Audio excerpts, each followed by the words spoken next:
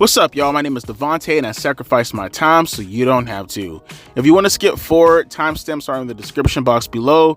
But for the rest of you, a little bit of story time with your boy Devontae, okay? Completely unrelated to wrestling. So check it out. Earlier today at work, right? And I gotta tell this because this is so rare, but at the same time, it's whatever now. It's all over, but at the time I was so fucking upset. So check it out. This family comes inside the store, right? Bunch of baby kids, a mom, no dad in sight, because typical. And one of the girls in the group, way older than the rest of the kids, right? Is what it is. She's chasing what I presume to be her sister around the entire store, around the warehouse. And I'm getting super frustrated, but I'm not saying anything, right? You don't engage with the customers that way, right? And I'm just sticking to what I'm doing, even though I'm pretty upset. I had a coworker who was helping me out, a homeboy of mine. We were unloading the truck. The truck came to the front rather than the back this time because why? He's a retard. And we're having to take stuff from the front to the back of the warehouse, right? So we're stacking up a bunch of floats and then we're just pushing each individual float to the back to put on the pallet, right? Except for a pallet of water. We'll get to that in a second though. As I'm unloading all this stuff onto the floats and everything, that girl who was chasing around her sister, she comes posted up on my float, right? And she's like, "What's up?" And mind you, I'm super naive when it comes to this kind of stuff, right? Because I don't have girls typically flirt with me. If anything, I can probably, in my entire life, I can, off the top of my head, think of twice. In my entire life, a girl actually came up to me and flirted with me, right? And I can tell you, the second time that happened was years ago. Like, fucking 18, 19 years old, years ago. No, probably when I was 25, actually. I take that back. But still, though, that was like fucking 8 years ago. My point being is, though, tell me why I didn't catch on to any of this, right? And me personally, I don't hit back on girls. Almost, if not every girl that I've ever dated, including the girl, my baby mama right now at the moment, we were already co-workers at work and we were friends at first. And we gradually, escalated it to the point when we started dating, right? That's always been every girl I've ever dated. And it's been a handful of girls that I've ever dated, right? Almost every relationship that I've ever been in has been a long-term relationship. But I digress though. She's talking to me, right? And I'm not really thinking much of it. Honest to God, I didn't even know she was flirting with me at first. She's like asking me a bunch of stupid fucking kid-like questions like, "Oh, is that stuff heavy that you're picking up right now? Oh, that's pretty cool. So your warehouse is back there? Oh, y'all hiring right now at the moment?" Just stupid fucking questions, right? And I'm so busy trying to figure out which one is commercial and which one is government issued, and I can't even fucking think straight because she keeps fucking talking in the background. I'm trying to be nice, not even realizing that she's making small talk with me, right?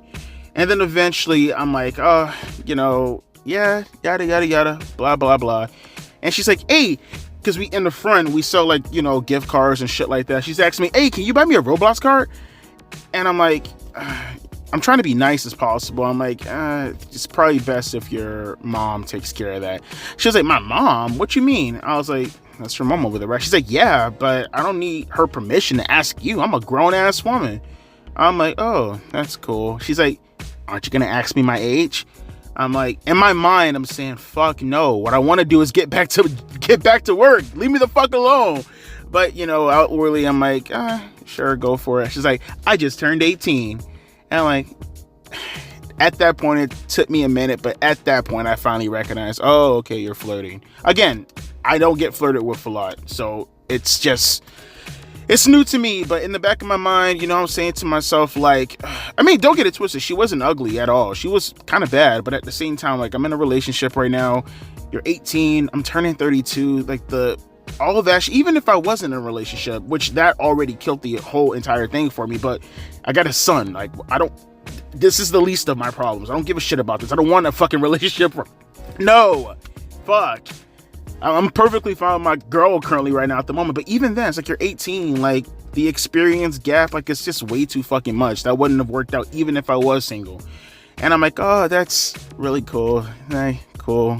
But, hey, I'm not trying to be mean or anything, but I got to get back to work. You see, because I had a bunch of floats out, and I really wanted, in reality, what I really wanted to do was push all this stuff to the back so I can have an excuse to go start on my department work, while my coworker had no, because he was being lazy as fuck, and I wanted to push all this stuff to the back so everything could be right there for him so he can get his lazy ass back to work, and he has no excuses and why he's taking so long, because I brought everything back for him, which is what I was trying to do, and I really wanted to get back to that. And she's like, oh, okay. And she's like, fucking, like, bro, it's frustrating, bro. I'm like pushing the float in the back, and she's following directly behind me.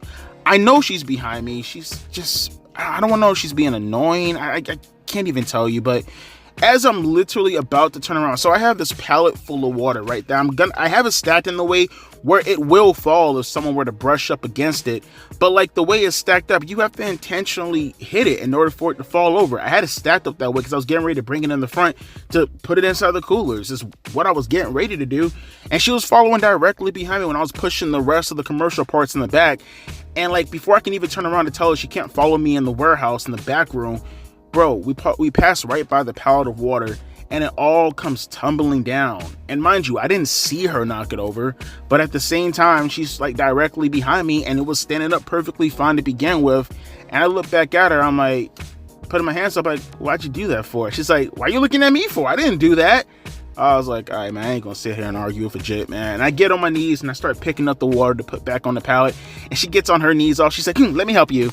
I'm like, nah, it's cool. She was like, I hope you're not mad. I didn't do any of this. I'm like, nah, it's cool. It's just that liability issues and whatnot. She's like, liability? What's that mean? And I was like, nothing. She's like, what, you think I'm dumb or something? And she's like pushing me on my shoulder, but she's doing it playfully. I'm like, please, God, help me. And I'm picking up the water, and I guess everybody heard the commotion in the back when the water fell down. I guess her family followed, and her mom was like, leave that boy alone. And then she drags her alone. I'm like, thank fucking God, bro. Yo, I'm just letting you guys know, man. Always think with your head. You can always jack off. Porn is available for a reason. This is the kind of women that get you in trouble all the time. Just saying. Want to throw that out there. Just a little bit of a story, man. I feel better getting it off my chest. Therapy. All right, let's get into the review. Come on. God damn, bro. Lola Vice is so motherfucking bad, bro. God damn. You know, I see girls like that every day come through my store. Again, I live in Miami. Again, Lola Vice is Cuban. I see these girls all the time. I never see them dressed like that outside of music videos. And God, diggity damn. She bad. She bad. She bad. She Milo bad. She Milo bad. No, but seriously though. Hey, so check it out. This opening match with Dijak and Noam Dar, two things. I don't think it really needed to go this long. Again, I trust Shawn Michaels when it comes to his booking, and maybe this is going to play a part going into, I don't know, spring break-in next week or in the next 2 weeks, which obviously I'll be there to review the show, both shows. But I don't think it needed to like necessarily go this long, right? I don't think it really supported anything. It's like, is there any title disputed with inside this? What is the story? I mean, at least to my acknowledgement, all I really seen was, I don't remember the skit they were actually touching on, as far as Noam Dar and the rest of the Supernova guys touching on Dijak on. I mean, maybe it happened on the pay-per-view and I was just recording, I didn't pay attention, but I'm not even sure what they're talking about as far as like picking on Dijak and all this shit that I referenced last week when Dijak confronted them about making fun of him. But I was confused by this. Again, I'm rather new to the whole NXT stuff, right? I was confused. I mean, call me crazy. I thought Dijak was the heel and the Nova guys were the baby faces, especially how Dijak kind of confronted, Noam Dar, and then Noam Dar kind of stood up for himself like a scrappy underdog. I thought they were the baby faces and Dijak was the heel. That's not how this match played out. Not to mention, although it was a fine match as far as the athletics, we get that all the time. Again, I trust Shawn Michaels' booking to not have to rely on that kind of stuff. But, I don't like how Noam Dar being the smaller guy, and I get it, Shawn Michaels, him being a smaller guy throughout his career, he's going to have a touchy spot when it comes to stuff like that, but I don't like that Noam Dar took so much offense in this match. Even though he was kind of working on the knee, I don't like that. I like how he won the match with the distraction from the outside interference, and then, Dijak turns around, he gets kicked in the face. I do think it's kind of weird that he's coming out of the triple threat match with the North American Championship, and he wasn't pinned, and then you put him in this situation to get pinned. questionable booking. And again, I don't like how Noam Dar took so much offense in this match, him being half the size of Dijak. I don't like shit like that. That's always going to be a touchy spot to me because it makes wrestling look like a joke. Now again, it's Shawn Michaels. I do believe in his booking, and I feel like this is going to play a part going into spring breaking, so I'll wait and see as far as why they had Dijak take the pinfall, because again, he was just in the 3-way for the North American Championship, and he didn't take the pinfall in that, and I thought to myself, maybe they're protecting Dijak, but that doesn't seem to be the case. Again, I'll wait and see how the booking is going to play out, but as far as how this match went right here, again, it wasn't bad. I just don't like when smaller guys get so much offense from the bigger guys without any actual legitimate excuse. I think it's cheap when you say they're focusing on the knee. There has to be more as to why they're actually getting so much fucking offense. I mean, he lifted them up, he was tricking them, all this other kind of shit. I just don't like that kind of stuff. But with that being said, let's get back to the show, because like I said, I need a bit of that mamacita Lola Vice. And I think she's taking on Sol Ruka, so this should actually be a pretty decent match, actually. I've yet to see Lola Vice wrestle, but if she's as good looking as she is a wrestler, then we shouldn't have any problems going forward. Okay, that was weird. I like the whole little structure of like having the whole NXT Anonymous thing. It kind of reminds me of like the old, I forgot what they used to do, the segments back in the days with like the cameras. They're like hitting from like, you know, they'll always catch the WWF superstars in the locker room. They only did it for like a year or so, but like I forgot what they used to call it, where you'll have the cameras backstage and they'll linger on people having conversations and shit like that. That kind of reminds me of what this NXT Anonymous shit is, where you had fucking, I don't know, I could barely hear what they were saying, but you had Ava talking to Ridge Holland, and I guess maybe Ridge was apologizing for breaking fucking Raul Mendoza's hand last week or whatever, or Cruz del Toro, whatever the fuck his name is. But you know, you had, I guess, one of the LWO members. I couldn't really tell who. I looked at Joaquin Wow, but I really couldn't tell. It looks like he came up to him and said, just embrace who you really are. And then Rich Holland yoked him up on the wall. And I mean, yeah, you started shit with the man. What the fuck were you expecting? I was like, Rich, chill. And he's like, well, why are you fucking with the man for? God damn. So, can I go back to the front before I talk about this match, this sexy ass match? Can we just go back to the front though? So, this Tatum Paxley girl. So now I'm starting to see who her character is. Because like before, I thought she was like a girl next door type. At least I didn't see any of her promos. I didn't see any of her packaging or her character development. All I seen her was interacting with Lyra Valkyria like once or twice, right? It was what she did backstage like 2 weeks ago. And, you know, obviously when Lyra lost the championship belt and she was telling, you know, Tatum that she doesn't want to talk right now. And then Tatum attacking her last week when Roxanne Perez called her out, right? Or when she came out to challenge Roxanne Perez. And now I'm seeing her character fleshed out, and she's a dark gimmick. Like, goddamn, another dark gimmick. Like, how many of these fucking psychotic fucking like, don't you guys get kind of sick and tired of the whole psychotic gimmick after a while? We've been doing this for like 20 years now, and not to mention, like, just in today's wrestling alone, how many fucking psychotic gothic dark gimmicks do we have, right?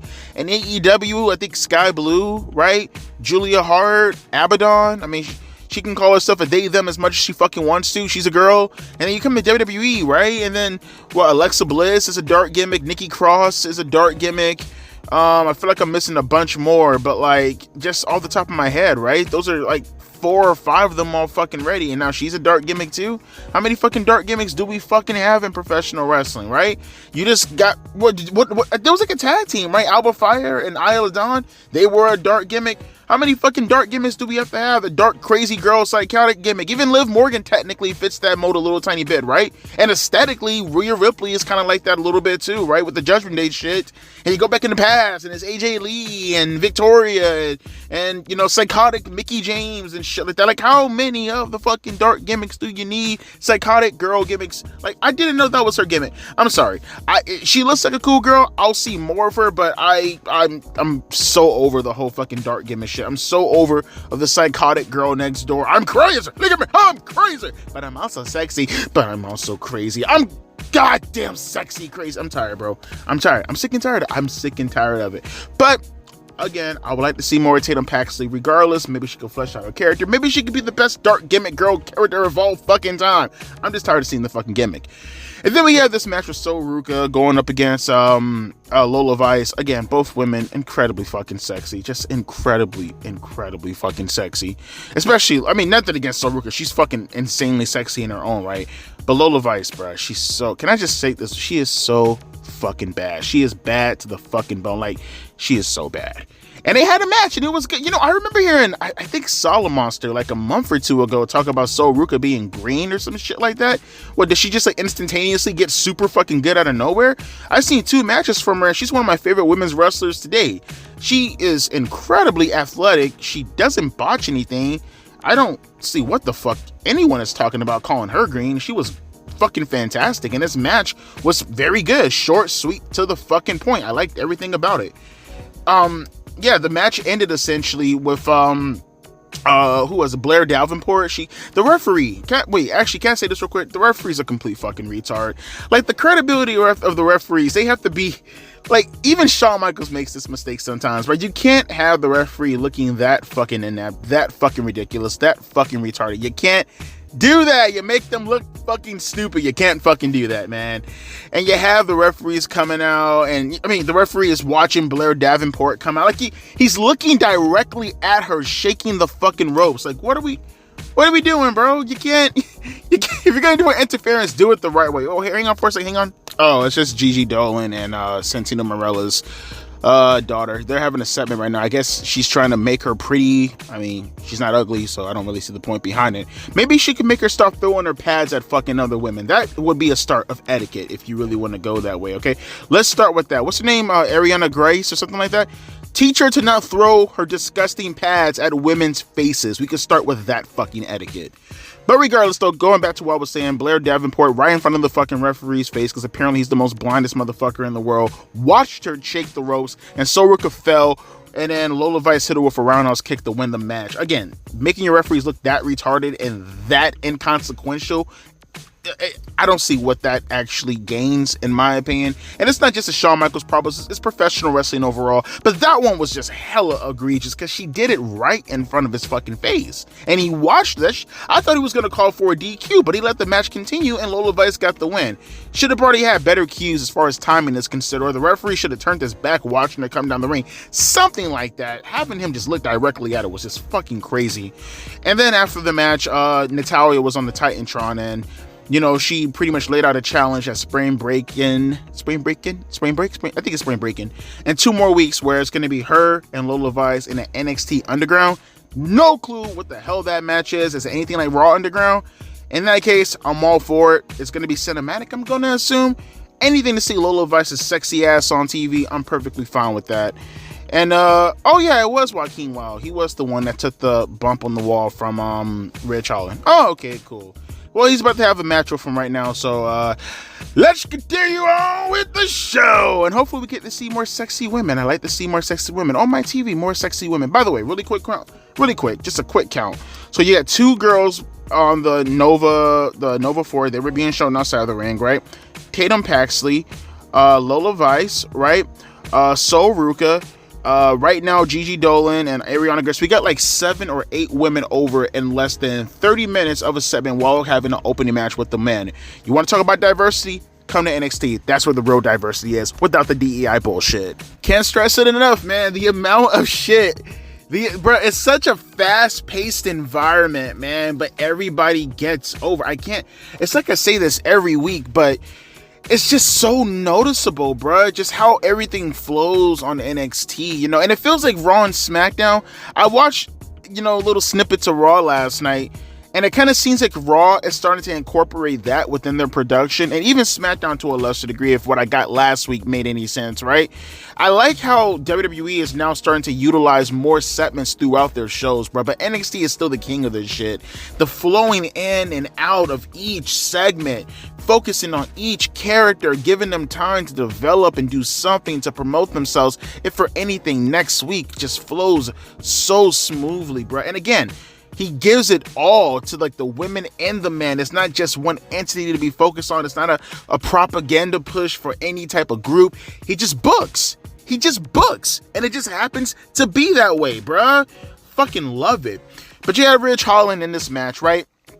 Rich Holland, because right now, and by the way, I bring that up because we just come out of this segment with this girl who looks sexy as fuck, and she's training with these guys backstage in some Instagram or tweet or whatever the fuck video, little things like that, little small things like that.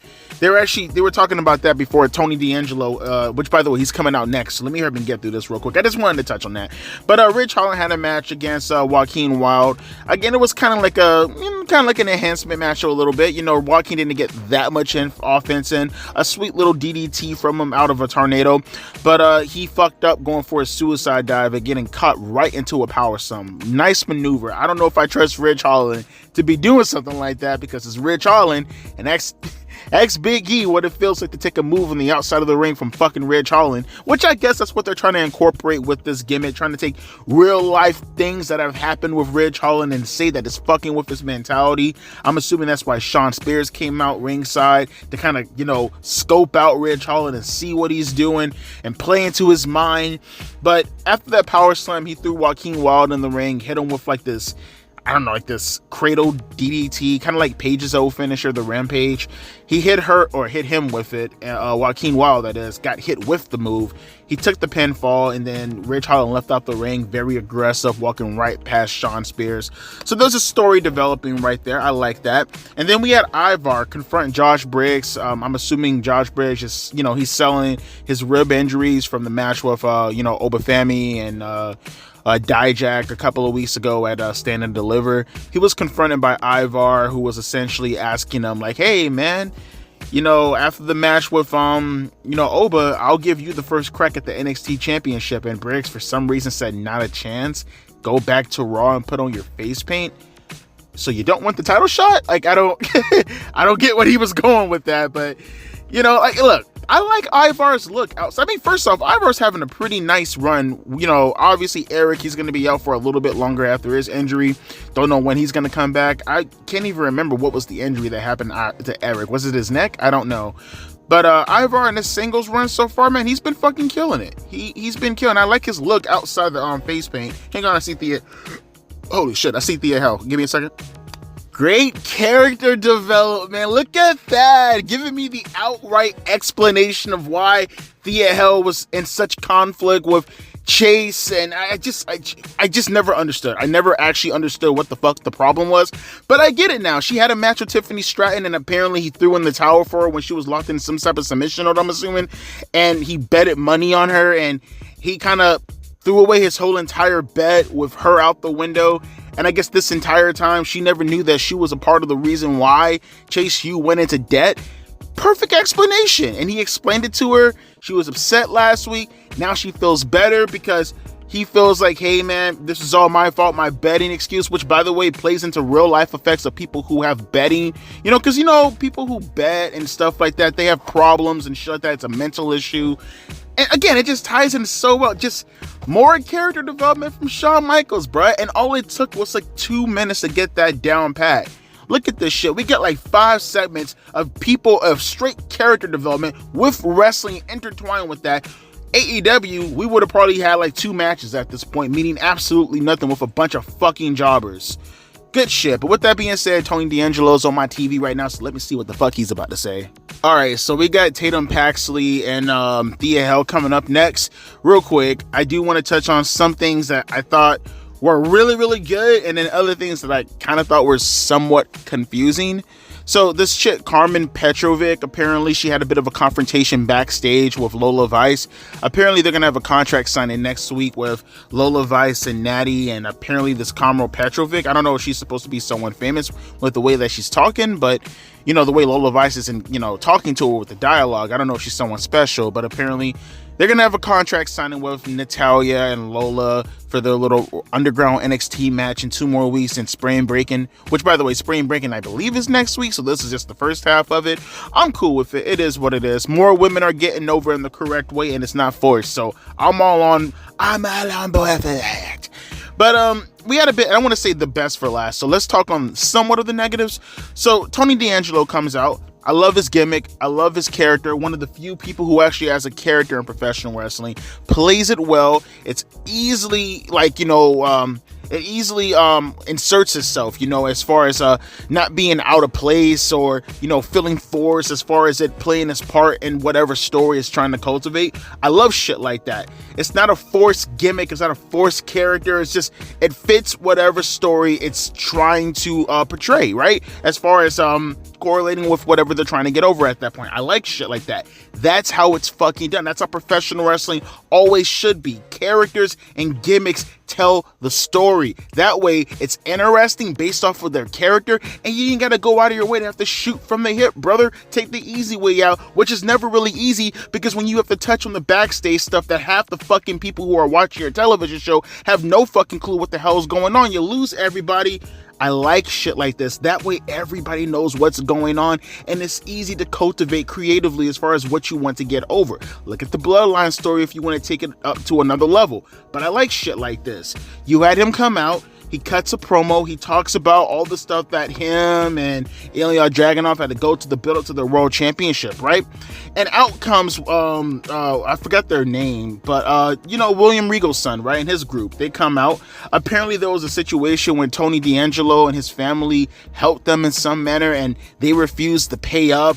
And rather than actually pay up, they rather make it all about them, being virtuous. And Tony D'Angelo's like, I'm not that kind of guy.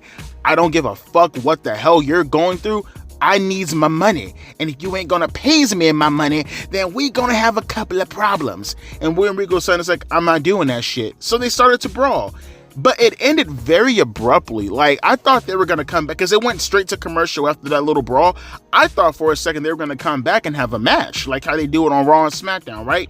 But no, it went directly into the Ilya Dragunov match with, what's his name, JD Evans? Did I say his name right? Or, no, Javon Evans, excuse me.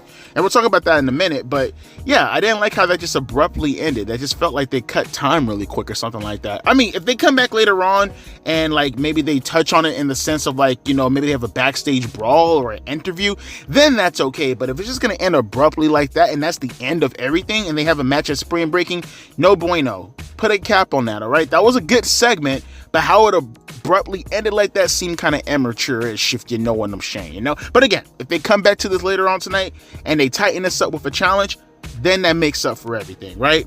Then we had this match. I love this entire set. This entire segment, this entire match, everything about this just screams professional wrestling done correctly, right? At AEW, you should take some notes. I know I'm going to keep using them as, what not to do in comparison. Oh, hang on for a second. I see Ruka. They even get over their lower mid-card women wrestlers, bro. Come on now. They got 4 or 5 different women rivalries going on in NXT. Now you got Blair Davenport and Ruka in a no disqualification match next week in the beginning of the Spring Break, in which I will be here to review that match. Good shit, bruh. But back to what I was saying about Javon Evans, bruh, because Tatum Paxley right now is taking on Thea Hell in the Ring. I'm paying attention to that and talking to you guys at the same time. I can do 2 things at once. I can jack off, and I can actually have a girl eat my ass out at the same time, right, Gary? Oh, back what I was saying, though. But, yeah, this whole setup was fucking fantastic, bruh. You had Javon Evans. So all the guys are racing out to the ring because, Ava gave Ilya Dragunov the opportunity to pick whatever opponent he wants to have tonight, because she kind of feels it's not fair that his opponent gets to have a steel cage match while he gets the night off, right? So Ilya didn't even choose an opponent. He just had an open challenge. And all the superstars are racing to the ring because common sense will tell you, hey, the world champion wants to have someone come out there and challenge him. Here's an opportunity of a lifetime, right? To make a name for yourself. And the rest of the NXT locker room races out there to get a chance, right? Javon Evans, the newcomer, springboards inside of the ring from the opposite side and just goes right into fucking attacking them, and they have a one-on-one match, bro. Match is short as fuck, but they get the point across. Very John Cena and Kurt Angle in 2002-esque. I like how this was all set up, and this could be a nice highlight reel for the kid when he gets older, if he ever makes it to the main roster and has a legitimately good run. He's only 19 years old, which is fucking crazy. It makes me feel like I am so unsuccessful in life and I need to do better because I fucking suck. But nonetheless, though, he has his one-on-one match, right? Javon Evans is kicking ass. It was one spot that happened in this match that I was fucking in love with. He did like a tiger. This is Javon Evans, right? he does like a tiger feint kick, you know, a 619, but without the opponent laying on the ropes. You know, the old Tiger Mask spot. He does the tiger feint, and as he's swinging his legs, no, I'm sorry, Ilya Dragunov does the tiger feint kick, I apologize. And as he's swinging his legs out, he comes back into the ring so smooth, right into a Spanish fly. It was so beautiful. And I like his snap German suplexes also, so much better than Kenny Omega's, Ilya Dragunov that is. And you know, Javon, again, a solid 7-8 minute match. They did more in their 7 to 8 minute match to get over Javon Evans than your random fucking lame ass main event match in AEW does in 20 to 25 fucking minutes. Great shit, great time management. Javon obviously lost because it's Ilya Dragunov. He is the world champion in the end of the day. Of course he was going to be the one to get the win. But it's just the concept of actually going out of your way to actually do that and actually make it super compelling enough where everything makes sense. It was just fucking fantastic, bro. Short, sweet, to the point. Ilya wins the match. And it looks like we're coming to the conclusion in this match right here also. So I might as well just stay with it. I'm assuming that's JC Jane. Okay, JC Jane just screwed over Thea Hell. Tatum Paxley won the match, so I'm assuming they're going to keep that feud going also. Again, so many women are getting... Oh, Thea Hell, she just started to attack JC Jane. Chase U, they're now breaking up everything, and I'm assuming they're going to run a match back with these two people, or maybe teams, or whatever the case may be. Bro, so many women. Bro, can we just talk about the fact that we're not even talking about Roxanne Perez, bro? Roxanne Perez is the women's champion. We have... oh, look at this. Look at this. Who's that? It's... Oh, shit. Oh, shit. Tatum Paxley and Lyra Valkyria. Now, they're going at it. And the referee's having the breakdown. Bro! They're getting so many people fucking over. And look, now we got Roxanne Perez. Let me see what she's saying. And now we just had another match got made after the whole brawl that just happened with the pull apart shit with Lyra Valkyria and Tatum Paxley. It's a triple threat match at Spring Breaking now. Lyra Valkyria, Tatum Paxley, and Roxanne Perez for the women's championship. Bro, the amount of shit Shawn Michaels just got over in just one segment. This nigga's the GOAT, bro. He's the fucking GOAT when it comes to bookers. He's the fucking GOAT, my bro. The triple threat match. Blair Davenport and Sol Ruka. You got Natalya going up against what's her name, Lola Vice, bro. And we don't know what's gonna happen with Thea Hell and JC Jane's crew, right? And then you're doing the stuff with Gigi Dolan and Ariana Grace. The amount of segments that he's getting over with the fucking women is so insane, and it just flows so fluidly with all the stuff that's going on with the man. It's just crazy. He's the GOAT. Shawn Michaels is the GOAT when again, and all the champions still feel like they deserve their championship. That's without even taking away from. He's the fucking GOAT. He's the fucking GOAT. And coming up next, we got the Final Testament, and they're about to cut a promo, so we'll get to that. Shawn is the GOAT. Shawn is the fucking GOAT. I was wondering where the steel cage was at because I couldn't see it on the roof. And this whole time, like, it is a steel cage match tonight, right? I don't see it on the roof. They're building it up right now like they used to do the old school steel cages. That's really cool. It kind of gives it like an aura of like, I don't know, like, how do you put this? Like an aura that something big is about to happen. It's like when you have like the Hell in a Cell coming down and like you have that ominous music. That's what I meant to say. It feels ominous when they start building the cage like that right in front of your face, bro. I like that shit. I really do. It's very, very old school. But just kind of running back what we've seen so far. So there's a couple things I want to actually discuss real quick before we get to the steel cage match. I will say more of the women getting over. You know, they're starting to highlight Gigi Dolan a lot more. They're highlighting Gigi Dolan. I mean, it's a lot more often. Like they were already highlighting her to begin with JC Jane, but they're highlighting her. You know, Ariana Grace. I guess they're gonna be the host. That's what it seemed like. They're gonna be the host of Spring Breaking. They ran down the card, so we're gonna have a triple threat match for the women's championship, which is gonna be Tatum Paxley, Roxanne Perez defending her championship against Tatum Paxley and Lyra Valkyria. We have the Underground Raw, NXT Underground match with Natalya and what's that girl's name again? Lola Vice. Actually, they're doing the contract signing. The match is for week 2 or night 2. A no disqualification match with Sol Ruka and Blair Davenport. And surprisingly, they're doing the World Championship. Actually, they have the 6-man tag match also, as we talked about earlier, with Tony D'Angelo's family going against the No Catch Quarter Group, which apparently there was a segment. When the segment went on, they said something that I didn't even pay attention to, that apparently insinuated that they were, highlighting the fact that Drew Gulak got kicked out of the group. Obviously, I'm assuming this has some kind of real life ties into the Ronda Rousey stuff we touched on a few weeks ago with the bullshit allegations that she's now just bringing up right now. I digress, so that's not what this is about.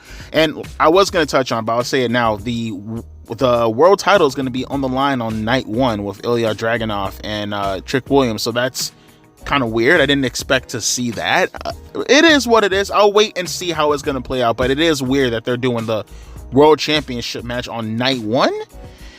Again, I'll hold my breath. I'm very curious as to how that's going to play out booking wise, just because it's so out of the ordinary as far as where it's positioned.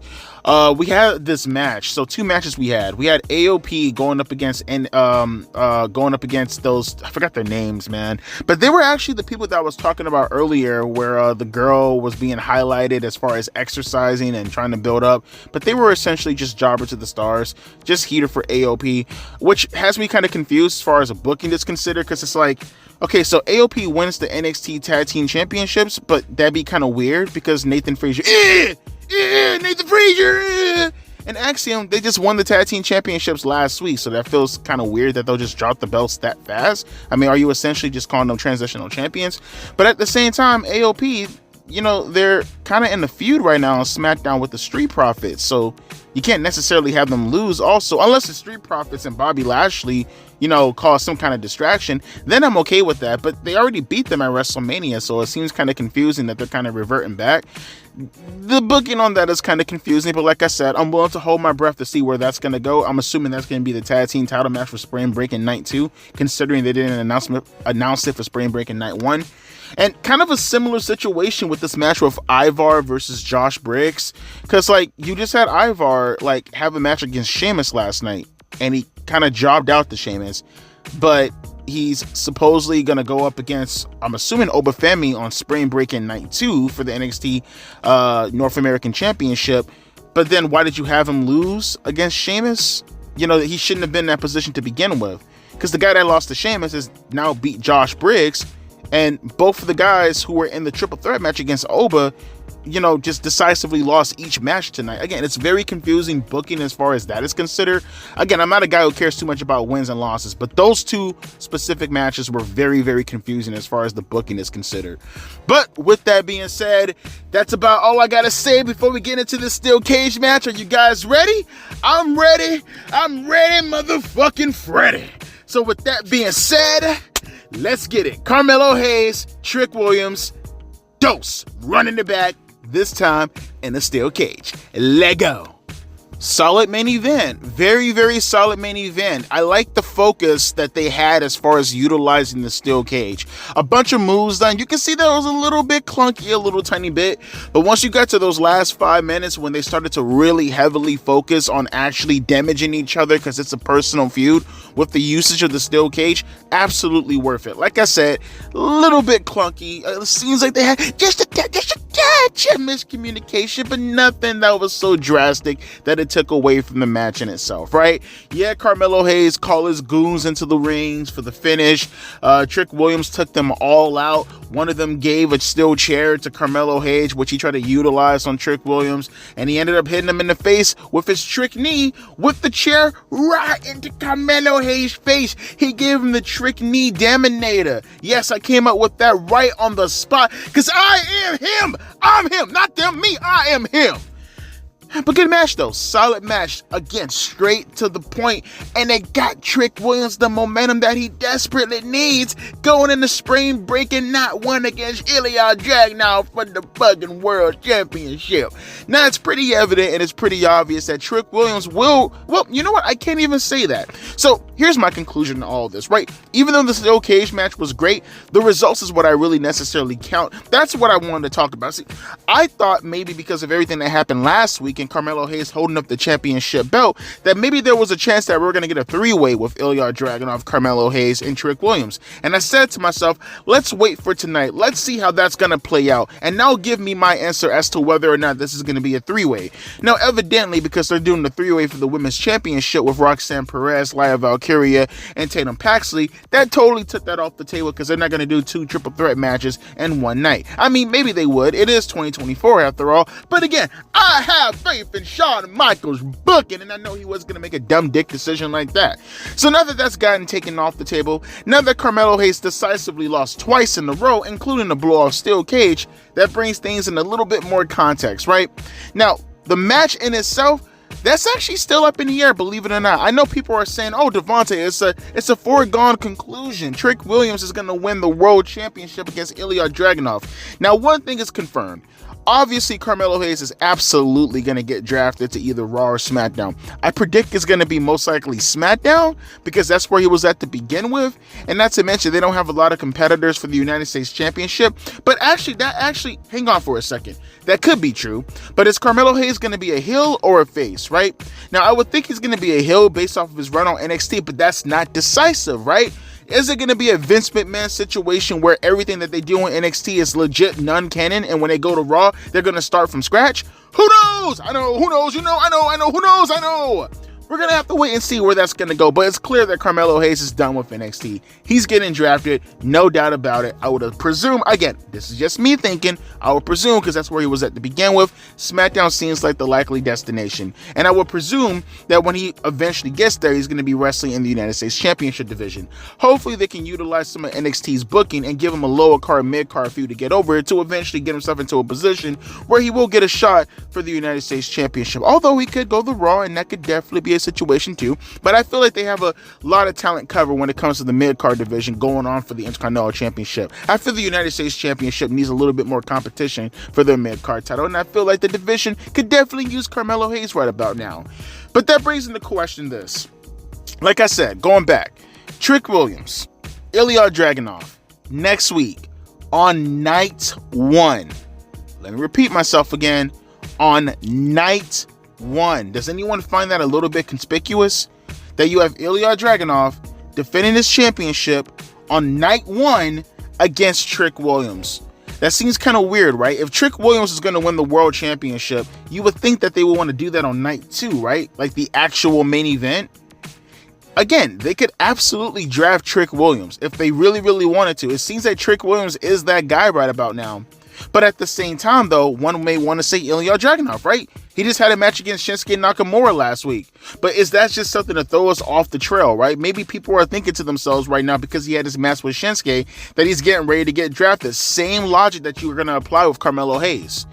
Now, again, I feel like this can go both ways. I feel like this is a 50-50 situation. I would not come out of, personally, this is just me, I'm not going to just say outright that Trick Williams is going to absolutely defend or defeat Ilya Dragunov. That's not a foregone conclusion. I don't believe that to be the case. He can easily go to SmackDown. He can easily continue his feud with Carmelo Hayes on SmackDown. It's not like they haven't introduced the feud already in this initial, before Carmelo Hayes even attacked Trick Williams after his last title defense, or his last title, Ilya Dragunov's last title defense against Trick Williams at the pay-per-view before Stand and Deliver, which is, what was it, Vengeance, I think? I can't remember.